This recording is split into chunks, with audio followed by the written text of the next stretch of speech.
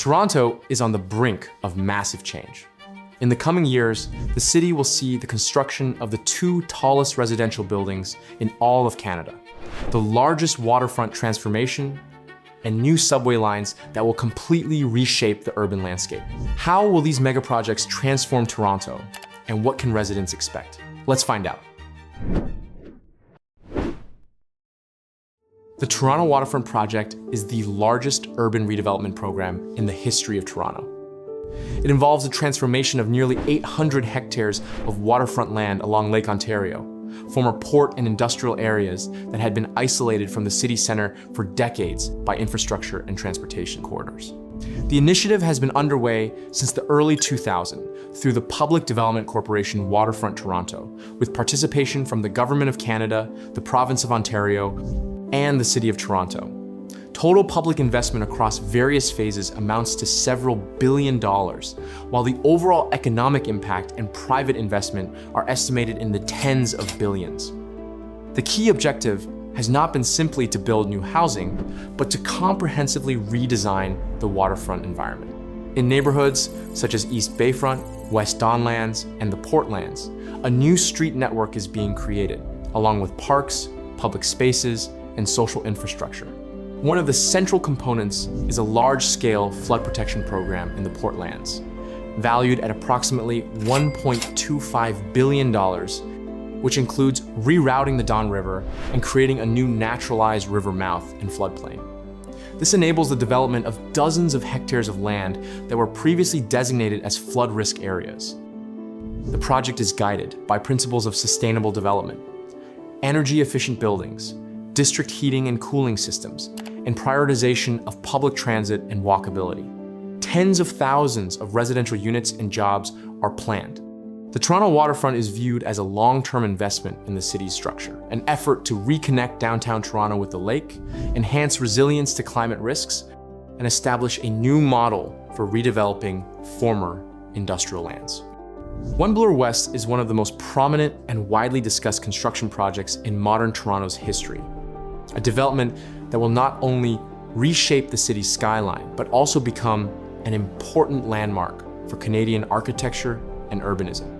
The Skyscraper is located at the corner of Yonge and Bloor Streets in the prestigious Yorkville district and was designed by the renowned British architectural firm Foster + Partners in collaboration with Core Architects. The project comprises an 8.5-story tower reaching a height of 308 meters, placing it in the category of so-called super tall buildings, those exceeding 300 meters. Construction began in 2017 under the original name The One. From the outset, the project was conceived as a mixed-use building, incorporating commercial functions such as retail space, hotel facilities, and high-end residential apartments. The current plans include approximately 476 residential units, while the generous street-level commercial areas are intended to attract premium-class tenants. The project has had a complex history. Its implementation was accompanied by significant challenges, including construction delays, legal disputes, and financial difficulties.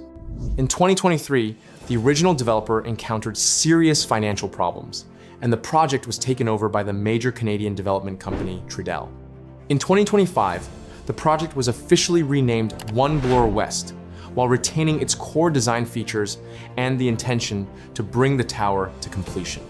From a technical standpoint, One Bloor West represents a highly complex engineering undertaking. The structure employs massive perimeter mega columns, V-shaped suspended structural elements to stabilize the tower, and a carefully engineered damping system on the upper floors to ensure occupant comfort at extreme heights. As a result, the tower became the first building in Canada to officially exceed 300 meters in height, and at the time of its construction, the tallest residential building in the country, surpassed in overall height only by the CN Tower, which is not classified as a conventional building. The project budget exceeds $2 billion, with completion scheduled for 2028 and partial occupancy planned as early as spring 2027. By that time, One Bloor West is expected to rank among the key architectural symbols of contemporary Toronto. The Ontario Line project is a large-scale transportation initiative capable of fundamentally transforming daily mobility in the metropolis.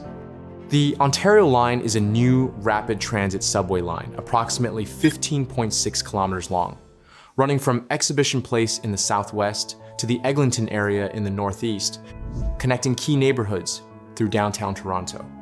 The line will include 15 new stations, several of which will serve as major interchange hubs, providing more than 40 connections to other subway lines, streetcars, buses, and GO Transit regional trains.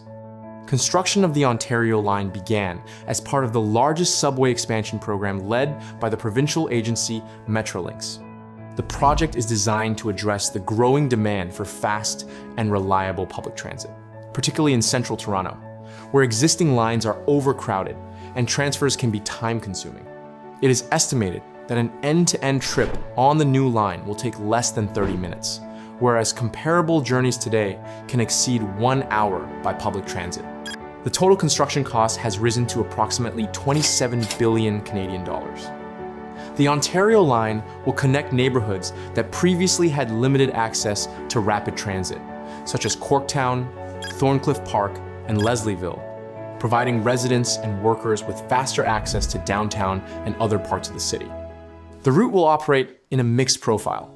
Some sections will run underground, while others will be elevated, making use of existing infrastructure corridors and helping to optimize construction costs and timelines. The new line is expected not only to reduce travel times and relieve pressure on the most congested parts of the existing network, but also to expand opportunities for economic growth by improving access to jobs for tens of thousands of residents. The project is scheduled for completion around 2031, though construction activity is already significantly transforming parts of central Toronto, including the preparation of station sites and major engineering works. The Ontario Line will become a key component of the city's future transportation network, modernized, integrated, and designed to accommodate thousands of daily trips, supporting more sustainable and efficient mobility in one of Canada's fastest growing metropolitan areas. Pinnacle One Yonge is being developed at the point where Yonge Street meets Lake Ontario, on land that for decades was occupied by port and industrial infrastructure. Today, a new waterfront urban center is taking shape at this location. Pinnacle One Yonge is a mixed-use complex comprising several towers, integrating residential units, offices, commercial spaces, and public areas. Its centerpiece is the Sky Tower, which will rise approximately 352 meters across 106 floors. Upon completion, it will become the tallest residential building in Canada, surpassing all existing and under construction residential towers in the country, including the One Bloor West skyscraper. The height here serves not as a symbol of ambition, but as a practical solution. Waterfront areas are the city's most limited resource, and instead of expanding outward, Toronto is opting for a dense, vertical model. The complex is designed to accommodate thousands of residents and is directly connected to the city's transportation network, including Union Station, the largest rail hub in Canada. This reduces the strain on the street network and integrates the neighborhood into the broader urban fabric. Construction is being carried out in phases, with key elements of the complex, including the Sky Tower, scheduled for completion by 2026. Pinnacle One Yonge is already reshaping Toronto's skyline and setting a new benchmark for high-rise development in the country. GO Expansion is the largest rail project in the history of the Greater Toronto Area and one of the most extensive transportation programs in Canada. Its goal is to transform the GO Transit commuter rail network from a peak hours only system into a fully fledged regional rapid transit service with frequent, bi-directional, all-day operations, including weekends. The project covers more than 500 kilometers of track and includes corridor upgrades, the construction and reconstruction of stations, and the electrification of key rail lines. Under GO Expansion, trains will operate at intervals of up to 15 minutes on core routes, including Lakeshore East and West, Kitchener, Barrie, and Stouffville. This is expected to significantly reduce travel times and decrease the region's dependence on automobiles. The project is being delivered by Metrolinx and forms part of a long-term strategy to serve the rapidly growing population of the metropolitan area. The total budget is estimated at approximately $13 billion, covering infrastructure, construction, rolling stock, signaling systems, and long-term operations over several decades. Implementation is planned in phases, through to around 2030. GO expansion is viewed not as a standalone construction effort, but as a structural transformation of the region's entire transportation model, bringing the suburbs closer to downtown Toronto and laying the foundation for the future growth of the metropolis. These mega projects are more than just buildings and subway lines. They represent new horizons for Toronto, new opportunities for its residents, and a new chapter in the city's story that is being written right now. Keep an eye on these changes, because what we'll see in the coming years will completely transform Toronto's skyline and become its new symbol.